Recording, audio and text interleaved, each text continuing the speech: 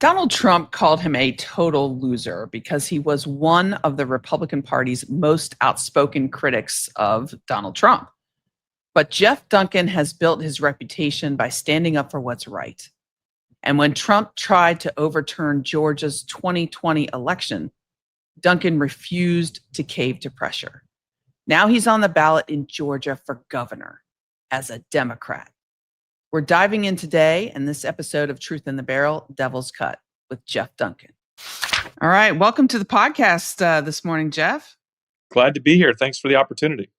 I wanted to start out, and this is something I didn't know about you prior to today, was that you are quite the collegiate athlete and professional athlete. And I think we have a couple of things in common. I was never a professional athlete, but I did play soccer in college in Division I, and I'm also an aviation enthusiast, and you are as well. So I wanted to start out there. Can you tell us a little bit about what it's like to play in the minor leagues and in the College World Series? Yeah, it was interesting. So growing up, I lived in 7 states. Every 2 years, my family had to move because of my dad's job. And sports was kind of my go-to. If I was really good at sports, I'd find a bunch of friends when I'd move to a new town. So I was a high school quarterback and a baseball player. And my senior year in high school, I found myself, our family moved to Georgia. And I showed up one night on a field and threw a no-hitter with 17 strikeouts, and Georgia Tech was there to watch some other kid play. So they offered me a scholarship. And so Awesome. I got to play in the College World Series in 1994 with teammates like Jason Varitek and Brad Rigby and Nomar Garciaparra. And then my junior year, I got drafted by the Marlins and spent 6 seasons playing in the minor leagues. And it was great. It was my wife and I, kind of got married as soon as I got drafted, and off we went. It was a blast. It was a great first job out of college, but it certainly was a little rough on the paycheck every few weeks, but it was certainly worth it. And you went from sports right into politics, pretty much? No, there was a big gap, about 20 years, where I went into business. My wife and I started our first marketing company. Our first business was a marketing business out of our home, and then we quickly grew that into a bigger operation, eventually sold that, and then just kind of continued to move on in the business world. And politics came in late 2012 is when it came in to fruition for us. I just was one of those folks that decided to stop complaining and start getting involved. And so I ran for a state house seat here in the northern suburbs of Georgia, of Atlanta. I'm often asked this, and I'm interested in your take. Those of us that played sports at a fairly high level, I didn't play quite as high a level as you did, but we're drawn a little bit to politics, I think. And maybe it's the competition. I mean, what are your thoughts there? Yeah, no, there's a lot of parallels. And I often say this, a political campaign is a lot like a professional baseball season, right? I mean, it takes a lot of tenacity and grit. You got to pick yourself up after a rough outing or a rough speech or a low fundraising event or whatever that is. You got to be your own cheerleader a lot of days that shows up, and you've also got to be willing to be coached and hone your skills. And so, yeah, there's a lot of parallels to politics and sports for sure. But there's some takeaways. I mean, everyone kind of learns their personality and learns their kind of skill set through life events. And for me, professional baseball really helped carve some of those in. I mean, living on the road, on making peanuts, trying to figure out how to get your family off the ground, trying to compete. I mean, literally sitting on the mound throwing a pitch. It's like, if I don't strike this guy out, I'm probably going to get released, and my mortgage is due in 5 days. Right? I mean, those thoughts kind of work through your mind when you're playing a professional sport. So you got into politics. You were a Republican. You served as a state representative in the Georgia House of Representatives, and then you served as lieutenant governor of Georgia and elected to that position as a Republican. But you have been very outspoken against our current president, Donald Trump. And you were one of the few Republicans to really speak out against his election lies in 2020. What do you think gave you the courage to do that when I feel like so many other Republicans just didn't? They either stayed silent or they got on the bandwagon of these lies. What gave you the courage to be like, hey, this isn't right? Yeah, I think you have to go years back to when I first got elected. I was not a hyper partisan when I got elected. I lived in a 90-10 Republican district when I got elected as a state rep. So there wasn't even a Democratic primary. When I got sworn in, I realized this partisan food fight was inefficient and ineffective, and so immediately I started working across party lines, working on healthcare bills and education bills and organized crime with Democrats, for sure. So I saw the value of that as it went along, and then as lieutenant governor, same thing. I mean, it was like Democrats have great ideas too, and if we just engage in a better process than just being hyper partisan.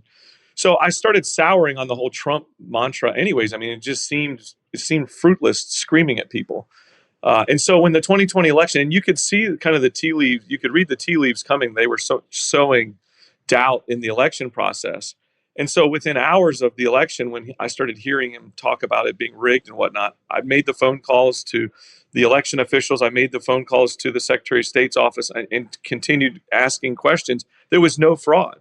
And so my thought was, I'm going to stand up as quickly and as strongly as I can to stop this rumor so that it doesn't become a runaway freight train. And unfortunately, it did. Donald Trump was willing to lie, cheat, and steal along with his MAGA followers.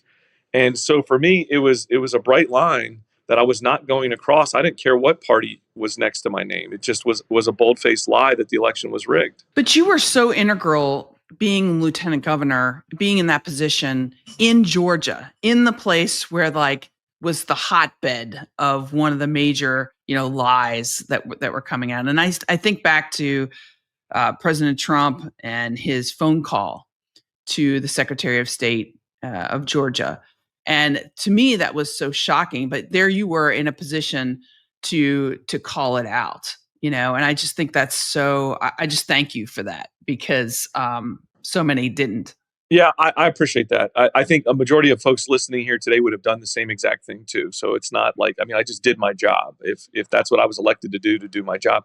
I think it's interesting to understand, and this really hasn't played out very well. And unfortunately, we're not going to see the granular level that Donald Trump was willing to go to try to overturn this election, because it seems like these pardons have come out and all the disruptions in the court cases.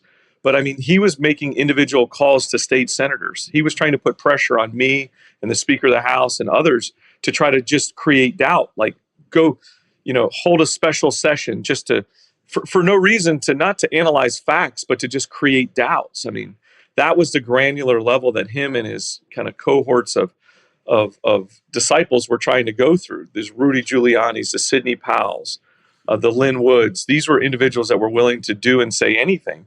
And looking back now, I just think about if I would have just hiccuped for 1 second and held one 5-minute press conference that said, you know what, let's just pump the brakes on this election for a second. And maybe there is some areas of doubt, right? Just to cover myself politically. If I would have done that, that would have been maybe the straw that kind of broke towards the overturning the election. I'm glad that I had enough friends and family to support me in my efforts to just do the right thing. What impresses me so much about you in particular is you have actually switched parties. You've gone from being a Republican to a Democrat. I think that's a big step that you don't see a lot of people doing. Can you talk about that a little bit? Yeah, our family motto, Brooke and I are raising 3 boys, 2 in college and 1 in high school.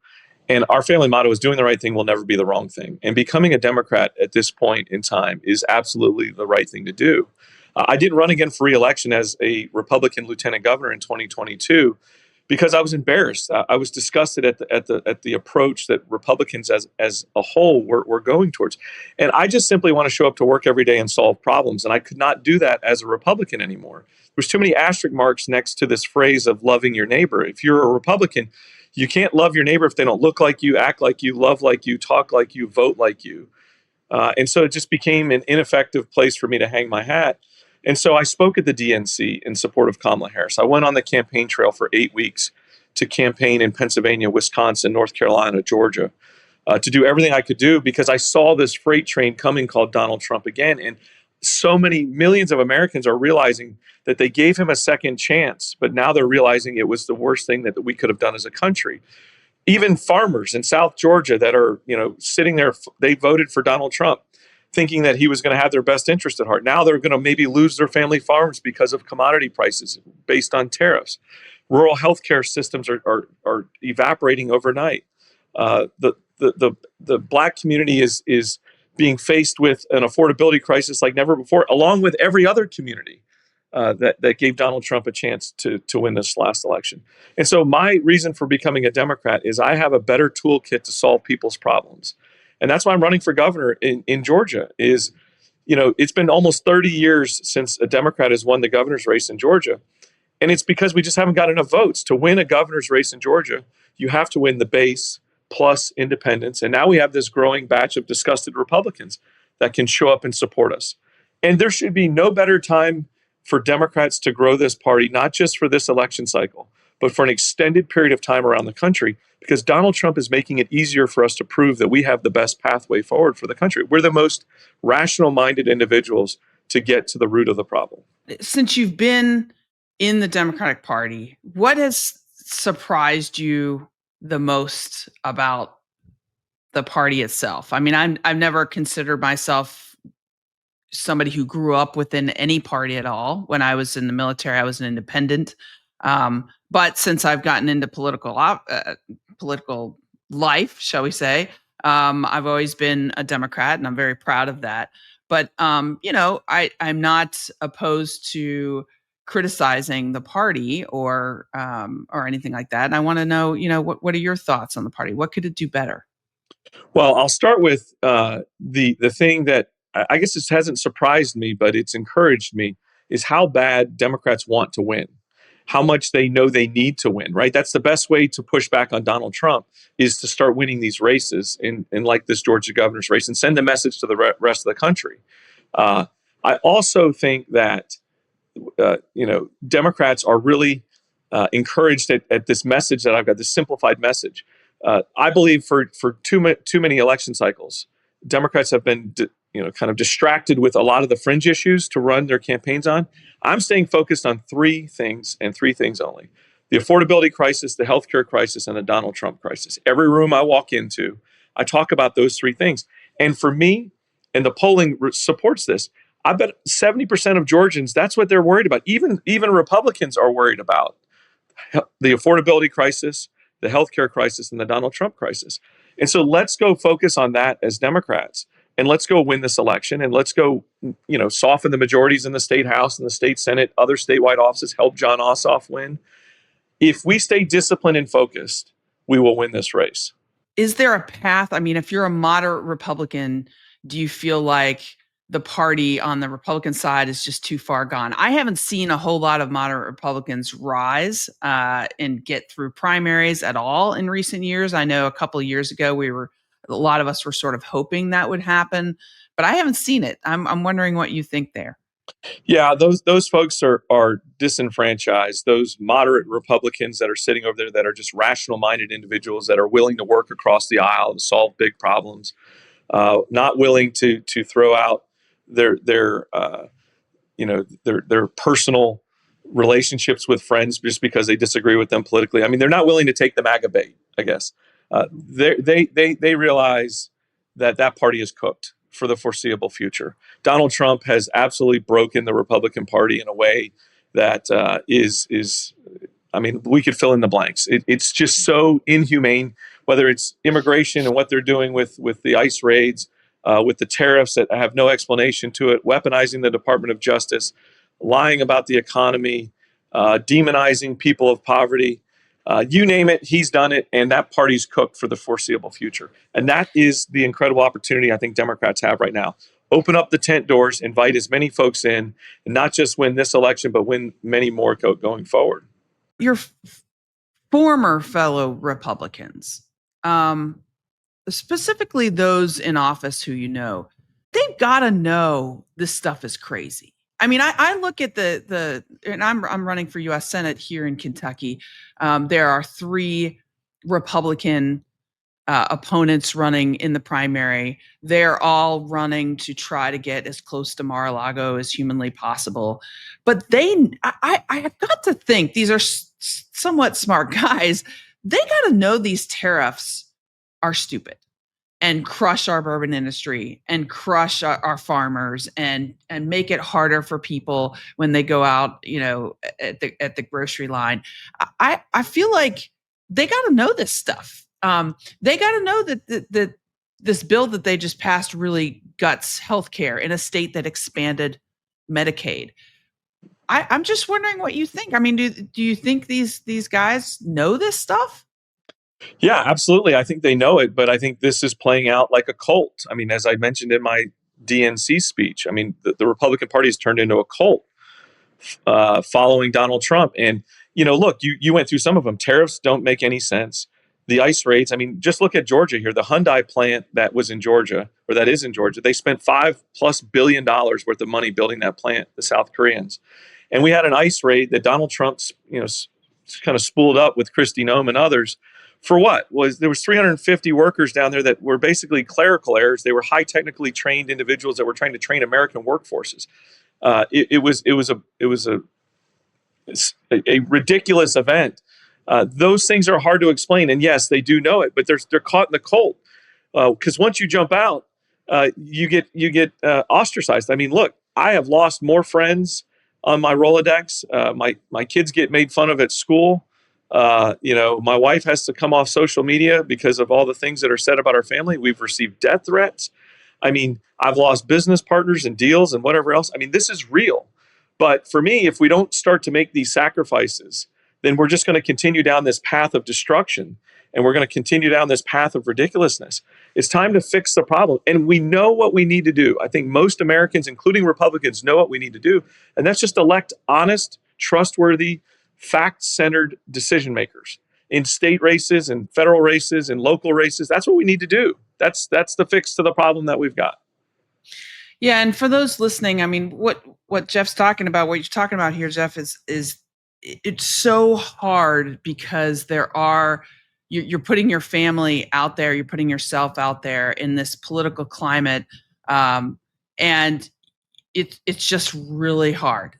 There's a lot of things that are said about you, and it takes tremendous courage to step up and do what you're doing right now.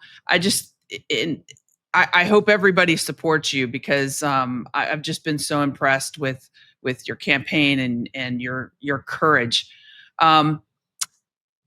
You have come out and said, "Hey, I may have been wrong on a couple of some issues in the past, and issues that you've taken stances on before." And can you talk about one of those and how you evolved in your thinking? Yeah, I'll talk about two that are important. And this is a really important conversation for me to have with Democrats in every room I walk into. One, it's me to be able to share my honest, feelings about a couple of issues, but it's also to put on display that there's other folks out there that can move their feet on these issues too.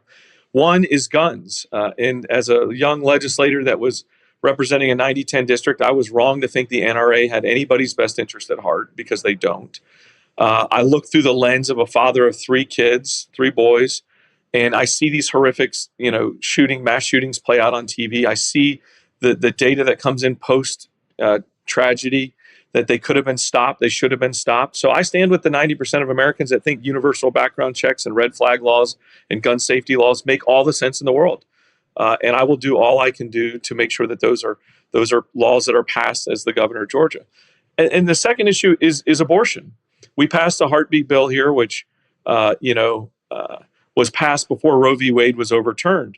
And as the lieutenant governor, I was the president of the Senate, and I was wrong to think that room full of legislators knew better than millions of women, because when I took the time to understand the very complicated medical scenarios that were being discussed between women and their doctors, personal situations, very heartfelt, difficult decisions being made between women and their families and their doctors, I realized that there was no law that was ever going to figure out how to make those decisions for that woman. And so I believe that women deserve the right to choose. And I've been very upfront with this in every conversation I have. As governor, I'll do 2 things on day one. I'll sign an executive order that clarifies doctors can practice medicine on pregnant women without the fear of prosecution. And 2, I'll introduce legislation through my floor leaders that will repeal the 6-week ban and get us back to Roe v. Wade. And I think it's important to understand, and Kamala Harris actually helped me understand this on the campaign trail. is it's not, irregardless of my personal opinions, your personal opinions, anybody else listening, none of us wake up with the inherent right to force our personal opinions on other individuals. And that's certainly the case with abortion. Yeah, I've always felt like, and I grew up Catholic, and I'm a Christian. Faith is really important to me, and I've felt like how I personally feel about that issue shouldn't be legislated on others. People have different religions and different beliefs, and I've always felt like this is a very personal issue that government should not be telling people what to do. I That agree. there needs to be reasonable, common sense laws around it. And I feel like right now, at least on the Republican side, from what I've seen, is it's just this massive wave to extremism where you have women who are having to, bleed out in parking lots in order to get care because everybody is so scared of breaking the law right now. And that is just, I just never thought I would see it in this country. Yeah, it's certainly an issue that, and I don't think when I look at the polling on this too, I don't Republicans don't want to relitigate this conversation in Georgia because I don't think, in fact, I know the numbers aren't with them, and so by bringing this back up and being able to let the millions of people's personal opinions kind of dominate the next vote in the state legislature, I think will be important. Yeah. It's also a healthcare issue. And I know that healthcare has sort of been one of the centerpieces of your campaign. You talked about the three different ones, and it's very similar to when I talk here in Kentucky. But I ask you about healthcare as a defining issue for Georgia right now, with everything going on. Can you talk about that? Yeah, I mean, like I said earlier, affordability, healthcare, Donald Trump, and healthcare is a crisis for everybody. Whether you just are getting your annual premiums for next year and seeing the astronomical amount of money that's crushing families like our family, you're losing the ACA subsidies because of just complete disregard for people's tough situations, or you're being removed from the Medicaid rolls. You name it, healthcare is a crisis. And it's interesting, Republicans' healthcare policy is centered around this notion that if we just don't make if somebody doesn't have health insurance, they won't get sick or have to go to the doctor. Well, that's not the way it works, right? Republicans are forcing folks to sit there, Republicans and Democrats, to sit there and say, all right, what do I do? I've got some sort of chronic or acute condition that obviously is warranting me going to the hospital. Do I stay home and deal with it on my own, which obviously isn't going to work? Or do I go to the hospital and bankrupt myself because I don't have health insurance? I mean, that's the point that we're pushing people towards with Republican-led healthcare policies.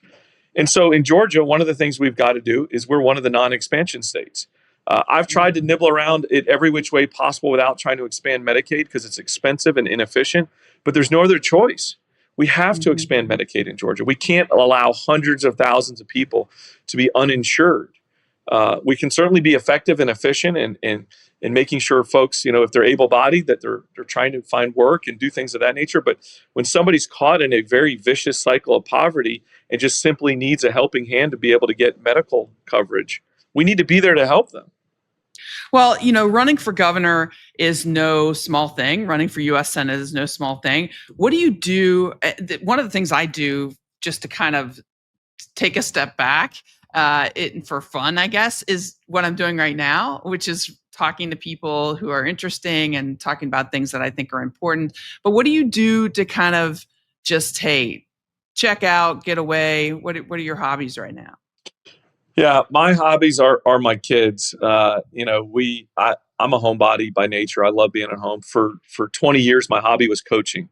Obviously, former professional baseball player, but I was a offensive coordinator for years for my kids' football teams. I was coached all their baseball teams. So that was it. Now they're kind of up and out and past dad's coaching skills. But yeah, I'm just a homebody by nature. And look, this has been a tough struggle for our family, but it's also brought us closer together. We got into politics together. My kids were knocking on doors with me. My wife's always been a rock to my side. And we've had to really kind of gel through the last 5 years, being attacked by a sitting president, being ostracized by millions of people around the country that acted like they were your friends. But we're doing this for the right reasons, and I feel like we're encouraged. I feel like we're making progress every day, and this is certainly work that's worthy to be done. Well, you really are, and it's just an honor for me to talk with you. And I hear you when it comes to family. It's the family that really knows who you are. They know you're doing these things for the right reasons, and it's just wonderful to talk with you. This is a show that we talk sometimes when we have a lot more time, which we don't today. We talk about bourbon and whiskey. It's called Truth in the Barrel, right? And I wanted to ask you: is there a favorite bourbon or a favorite whiskey that you have, or maybe you don't partake in that? Well, bourbon and whiskey gave up on me a long time ago. And spending 6 years in the minor leagues, I learned to drink light beer, and I still like it. Actually, I've upgraded. I like to drink a nice, crisp IPA. Okay, very good, very good. Is there a certain kind that you like the best? Well, if you're from the Atlanta area, like we are, Sweetwater 420 is kind of the go-to IPA. But it's neat to kind of go to other cities and other states and ask the waitress or waiter what's the most popular local IPA, and you get to taste something new every time. Awesome. I remember I think during COVID, I took a course. Of course, it was after my campaign. I was doing one of those great courses, that you can do online. And I took it all around beer and how beer is made and everything. It was great. I mean, I encourage everybody to do that. It's just a lot of fun to kind of get away and think about different things. So, well, it's awesome to have you on the show. I appreciate all that you do. And running for governor, everybody needs to go check out your website. Where can they find you? DuncanForGeorgia.com, and we're certainly excited about all the momentum that we've got, not just here in Georgia, but around the country. I mean, we've received over 5,000 small dollar donations that have come in from around the country. Just folks saying, "Hey, we want you to win because you proved this theory that we can change the way we play politics." Yeah, we definitely need more candidates like you, and everybody should go support you in your run. So I appreciate your time. This has been a great discussion. Thank you, and good luck in your race too. All right. Thanks, Geoff.